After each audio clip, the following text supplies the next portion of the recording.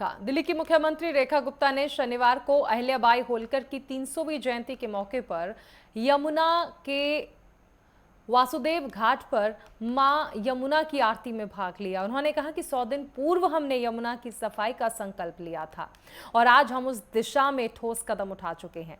CM ने बताया कि 450 अनऑथराइज्ड कॉलोनियां और 65 गांव में नई सीवर लाइन और एसटीपी प्लांट की परियोजनाएं शुरू की गई थी।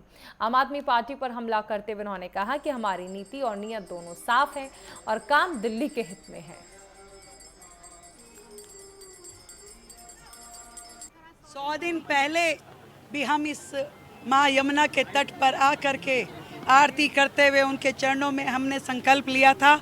आज 100 दिन बाद फिर मैं यहाँ खड़ी हूँ, पर मैं इस विश्वास के साथ खड़ी हूँ कि यमुना की स्वच्छता की दिशा में हमने कई कदम आगे बढ़ाए हैं।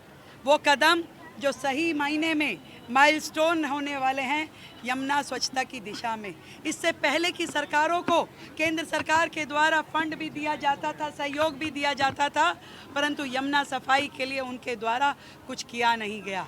परंतु इस 100 दिन के छोटे से कार्यकाल में हमने वो सभी सख्त कदम जो कि स्वच्छता की दिशा में यमुना के लिए किए जाने थे वो किए।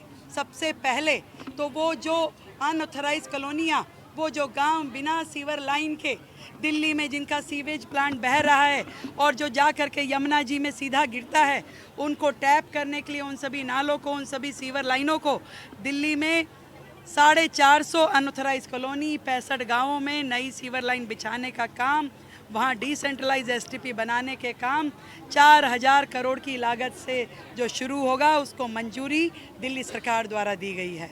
इसी प्रकार जो 38 एसटीपीज वर्तमान में थे जिसमें 22 कार्यरत नहीं थे, उसको भी दिल्ली सरकार ने उनका पुनरुद्धार करते हुए उनको ठीक करवाना, उनको रिवाइज करवाना, उस दिशा में काम किया है।